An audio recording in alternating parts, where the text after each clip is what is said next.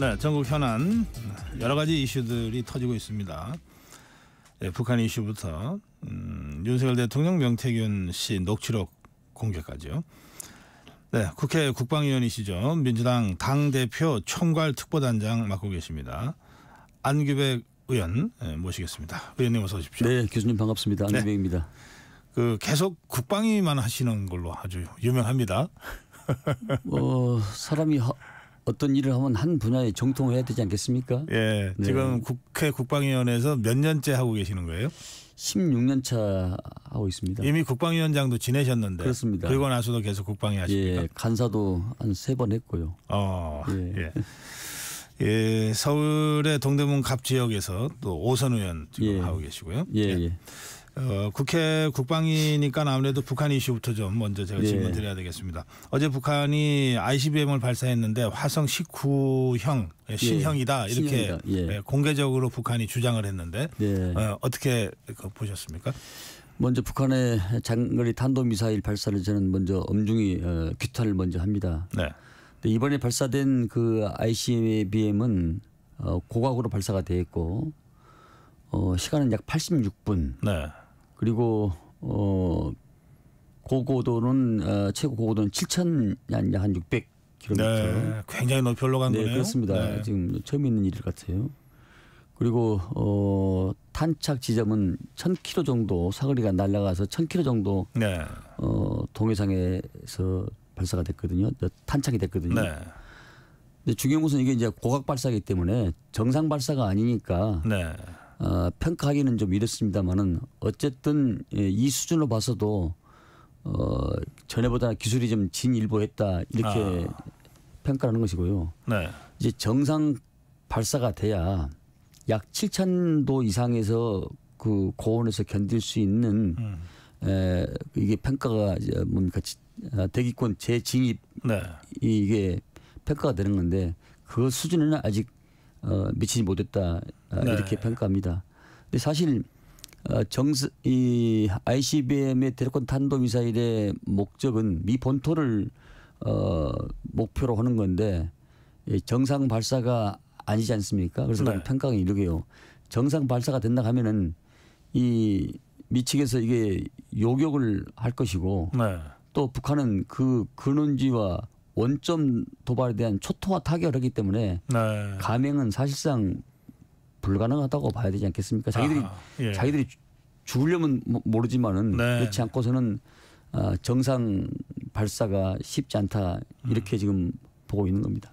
정상 발사는 대개 30도 45도 사이로 그렇습니다. 발사하는데 약간 이 정도로 발사하는지 고각 발사는 90도로까지 되기 때문에 이건 이제 높이만 올라가지 저쪽으로 대륙을 넘어서 태평양을 넘어서 미 본토로 가지는 못하죠. 어제 우리 군과 한미일 정보 자산이 이제 크로스 체킹을 해서 이제 지금 의원님 그렇습니다. 설명하신 그런 내용을 이제 발표를 했는데 이게 정상 각도로 발사를 했다면은 미국 본토까지 날아갈 수 있는 겁니까? 그렇게 지금 평가를 하고 있는데 다만 이제 그 1,000km, 7,000km에서 10,000km까지 이렇게 올라가야 되기 때문에 그 열에 견딜 수가 있는가? 7,000km에서 약 10,000도 정도 된다고 그래요. 달까지 올라가는데, 근데 그 정도 이제까지 가서 재진입해서 다시 이렇게 내려와야 되는데, 그러니까 상승 곡선, 중간 단계 하강 곡선이지 않습니까? 이게 미사일 쏘면은 부스터 상승, 중간 하강인데. 종말 단계까지 가기가 쉽지가 않다. 7,000도의 10,000도의 그 온도를 고온을 견디기는 상당히 어렵지 않겠느냐.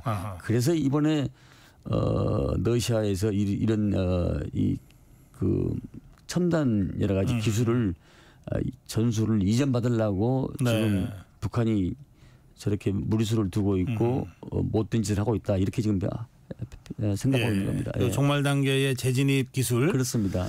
러시아가 그 기술을 줄 것 같습니까? 북한에? 아니면 이미 줬을 수도 있습니까?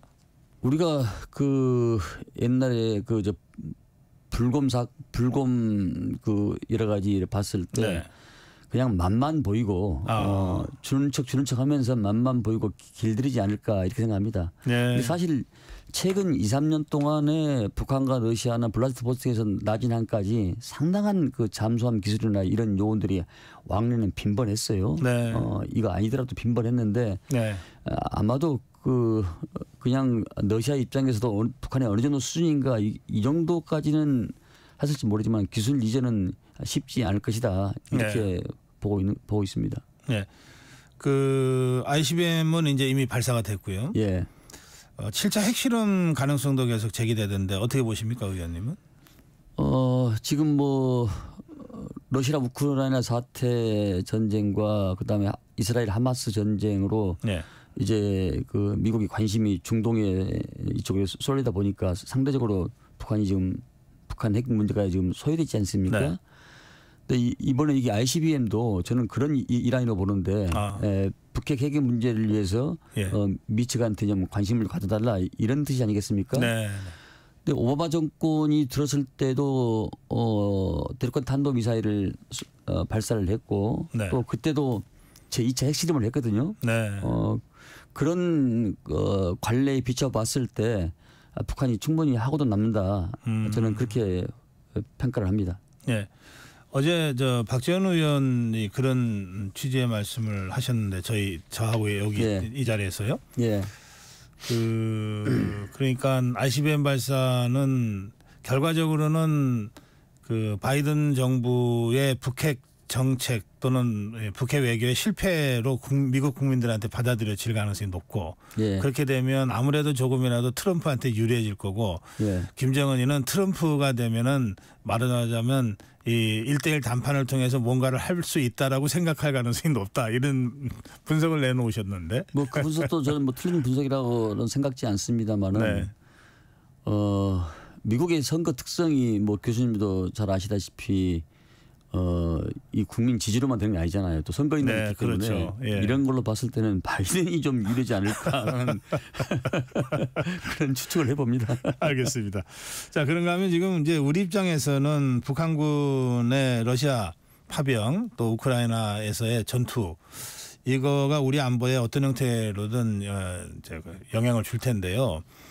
그래서 우리 정부에서는 이제 참관단을 파견, 모니터링단 파견 얘기를 하고 있습니다. 또 우크라이나에서 특사단이 온다 그러고요. 그런데 더불어민주당에서는 단 한 명이라도 군인이 가면 파병이다. 그건 국회 동의를 받아야 된다. 이런 주장을 또 김병주 최고위원이 내놓고 있는 상태입니다. 의원님은 어떻게 이 문제 보십니까? 폐쇄적 독재 국가도 모자라서 전쟁을 수출하는 나라에 대해서 참 어떤 비련함을 느낍니다, 사실. 근데 저는 즉각 철수를 먼저 네. 촉구를 하고요. 그러니까 지금 이미 러시아에는 약 한 1,900명 정도, 이게 평소에 지난 8, 9월 달부터 뭐 500명, 1,000명, 네. 뭐 3,000명 이렇게 해서 해상과 육로로 지금 극동 4개 지역에서 막 군사 훈련을 하고 있는 것 같아요. 네, 북한군들이요. 네, 네. 하고 있는데 제가 보기에는 우리가 이 군을 해외 파병할 때는 우리 헌법 60조 2항에 보면은 국회 동의를 받게 돼 있거든요. 네. 그 동의를 받고 있기 때문에 참관단도 일종의 UN PKO 평화유지군이 아닌 이상은 네. 여야의 협의 내지는 동의를 좀 받아야 네. 파견할 수 있는 게 아닌가 이렇게 생각합니다. 네. 다만 이 군사적 측면에서만 봤을 때, 네. 군사 측면을 봤을 때 북한 군들이 거기서 어떤 전술과 어떤 전략을 하는 것은 우리가 그 교범이 없는 내용이 있을 수 있기 때문에 네. 그것들은 모니터링 할 필요는 있죠. 네. 그런데 그러면은 이 부분에 대해서는 군인이 아닌 국정원과 민간 전문가들로 파견을 하는 것이 네. 옳지 않냐 그렇게 생각을 하고 이 파병에 대해서는 국회에서 일정 절차에 동의를 좀 받아야 된다 생각합니다. 그런데 저는 이 모든 것은 군사작전은 어쨌든 은밀성, 비밀성이 생명인데 네. 왜 이렇게 자꾸 우리가 파병한다, 안 보낸다 이걸 동네방네 떠들고 하는지는 제가 잘 모르겠어요. 이게요. 네. 이해가 잘 안 간 내용입니다. 예, 현역 군인이 가는 것과 민간 전문가가 가는 거는 어쨌든 그 성격이 다르다를 수 그렇습니다. 있다. 예. 근데 어쨌든 군사적 측면에서는 그걸 볼 필요가 있다고 생각합니다. 단순히 이걸 다 떼고. 네. 그리고 사실 뭐 이거 무슨 국회 동의의 법률적 요건을 따지기 전에 이게 이제 국가적 안보 사안이니까 여야를 떠나서 대승적으로 이런 문제는 사전에 협의도 하고 또 협조도 구하고 양해도 구하고 이런 식으로 다루어지는 거가 정상적이지 않나요? 당연히 그렇게 해야죠. 왜냐하면 우리가 화살을 쏘더라도 화살인 앞으로 나가지만 반대로 뒤로 당겨 앞으로 나가는 것이지 그렇죠. 반대 힘이 있어야죠. 네. 그러면 여야를 넘어서 이해와 설득을 구하고 동의를 구해서 국가 안보적인 차원이다 이렇게 하면은 그것을 반대할 사람이 얼마나 있겠습니까? 네. 그런데 그런 측면을 무시하기 때문에 이 원칙대로 하자면은 국회 동의를 받는 게 맞다 이렇게 봅니다. 네, 알겠습니다. 네. 예. 자 이제 정치권 소식 어제 하루 종일 민주당에서 공개한 윤석열 대통령과 명태균 씨의 통화 녹취록과 관련된 논란들이 있었습니다. 의원님 어떻게 보셨는지요? 사인의 입에서 정권이 흔들린다는 모습에 대해서는 상당히 개탄스럽습니다. 네. 근데 지금 어쨌든 그런 정상적인 사고는 윤 대통령에 대해서 이야기가 굉장히 어려운 부분이고요. 저도 이제 전문적으로 우리 당에서는 공천위원장과 뭐 여러 가지 공천을 많이 해봤던 사람이기 때문에 네. 그런 정당의 시스템의 견조 보면은 김영선 전 의원이 경기도 고양에서 출마하지 지역구 국회의원을 오랫동안 했습니다. 네. 그런데 재보궐선거라는 것은 특정 지역에 한두 군데뿐이 없는 것인데 자기의 본래 지역이 있는 사람을 경남 창원 의창으로 보낸다는 것은 고도의 정치적 정무적 권위가 있지 않고서는 이게 불가능한 일입니다. 불가능합니다. 그건 제가 전문적으로 해봐서 하는 사람에서 아는데 네. 그런 측면에서 먼저 이해하기가 힘들고요. 네. 그런 데서 이런저런 작동이 나오고 명태균 씨 입에서 최고의 권력자는 김건희 여사다. 이런 이야기까지 나온 거 보면은 정말 정당을 넘어서 저 자신도 부끄럽게 한이 없습니다. 네. 말씀하신 대로 김영선 전 의원이 국회의원을 할 때는 지역구가 경기도 고양시였는데 경기도 고양시였습니다. 2000년 선거 있죠. 네. 예. 그때 이제 고향인 창원으로 내려가서 진해에서 출마했다가 떨어졌거든요. 그리고 또 경남도지사 도전하느라고 하여튼 그 지역에 내려간 지는 좀 됩니다. 몇 년 되는데. 그렇습니까? 근데 여기서 계속 시도를 했다던데요? 그 시도했다가 한 몇 년 전에 이제 내려갔으니까 지금 사선 의원 할 때까지는 고향에서 지역구 의원 한 건 맞습니다. 예. 하여튼 그 시점은 좀 그렇고요. 예. 그러나 이제 지금 우리 안규백 의원 말씀하신 취지는 아니 그 지역에 경쟁력 있는 사람을 하는 게 정상적이다. 특히 이제 그런 취지의 말씀이시죠. 재보궐선거의 공천은 그렇습니다. 예. 그래서 하여튼 뭔가 좀 정상적이지 않은 과정이었던 것 같다. 이런 그렇습니다. 판단이시고 또 명태균 씨라는 일개 사인에 의해서 이렇게 정권이 흔들리고 정치권이 이렇게 소란스러운 것 자체가 좀 개탄스럽다. 처음 보는 일입니다. 네.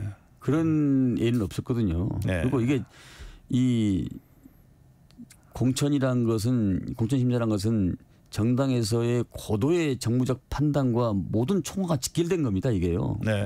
후보의 적서적재의 후보를 배치해서 그 후보의 정당의 옷을 입혀서 출마시킨다는 것은 굉장히 고도의 정무적 판단과 여러 가지 총화가 집결된 건데 그렇게 허술하게 할 수가 있을까라는 생각이 듭니다.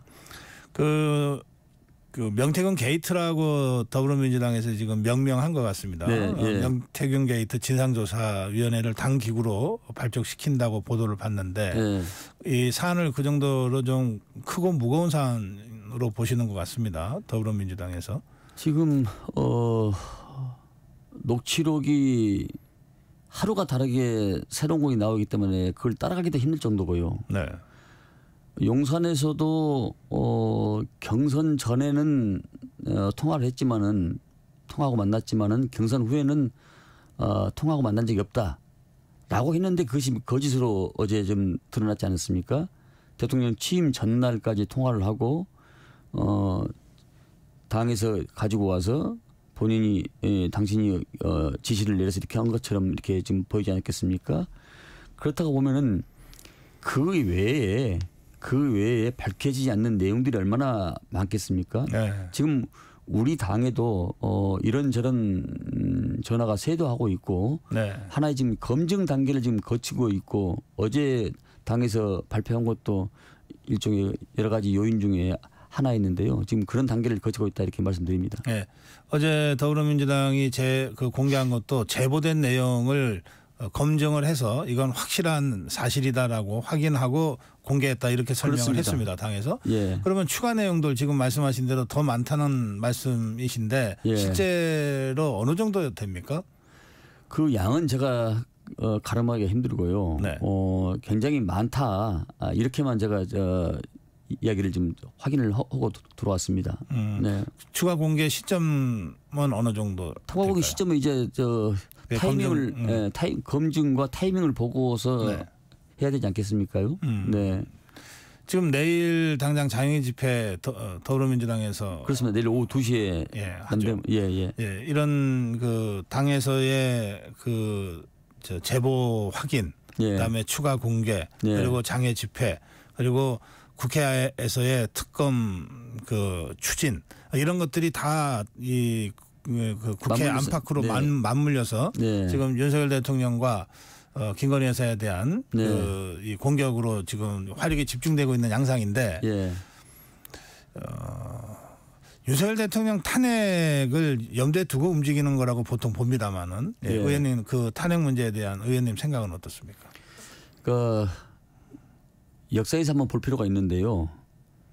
그 갑심점을 일으킨 대원군의 그를 보면은 3일 천하로 끝나지 않았습니까? 네, 김옥균. 김옥균의. 네. 근데 그 3일 천하로 끝난 것은 개화파가 훈구파한테 밀린 것은 그 나라를 개화를 시켜서 발전시키겠다는 내용인데 그래도 불구하고 실패한 것은 국민들한테 홍보하지 못했고 조직하지 못했고 일본군 100명으로 청군 청나라 군대 1,500명인가 몇 명인가 이렇게 중과부적으로 이렇게 하다 보니까 이게 실패하지 많지 않아서 실패를 하지 않았습니까? 그래서 저희들은 보다 좀 국민 홍보도 많이 하고 조직도 많이 해서 국민적 열기가 또 국민이 어떻게 판단한가도 저는 봐야 된다고 생각합니다. 그런데 지금은 박근혜 대통령도 당무에 개입을 했다, 공모했다 해서 유죄 판결을 받지 않았습니까? 그런데 어제 같은 녹취록은 대통령 스스로가 자백을 한 겁니다. 이게. 빼도 박지도 못한 게 있습니까? 본인이 음성으로 자백을 했기 때문에 저는 명백한 탄핵 사유가 된다. 이렇게 지금 판단하고 있는 건데 더 법리적으로는 봐야 될 것 같습니다. 네. 그 부분은 이제 국민의힘에서는 대통령 취임 전이기 때문에 법리적으로는 탄핵 요건이 안 된다 이런 주장을 하고 있습니다. 자, 그런데 지금 의원님 말씀하신 대로 탄핵을 염두에 두고 움직이는 거는 의원님 말씀에서도 확인이 되는데 그러나 국민적 지지가 없이 당이 먼저 앞서서 탄핵할 상황은 아니다. 이런 말씀이신가요? 지금까지는 그랬는데 이제 이게 결정적 스모컨 건이 나왔기 때문에 상황은 또 다른 전개가 될 것이다 이렇게 보고 있습니다. 그럼 내일 집회가 굉장히 중요한 어떤 변곡점이 될 수도 있겠네요. 그렇습니다. 거기서 이제 국민적 동의와 언론의 상황 또 여러 가지 그 집회에 나오는 시민들의 모습 이런 것들을 아마 총체적으로 아마 분석을 해봐야 할 것 같습니다. 알겠습니다. 시간이 그새 많이 흘러서 이 질문은 제가 해야 될 것 같은데 그 지금 의원님 이제 5선 의원이시고 당 대표 총괄 특보단장 맡고 계신데 이 특보단이 그 보니까 의외로 조직이 굉장히 크더라고요. 다선 의원들 중심으로 한 수십 명이 배치되도록 그렇게 돼 있던데요. 그러니까 지금 엄중한 시기에 특보단장을 맡았습니다마는 대내적으로는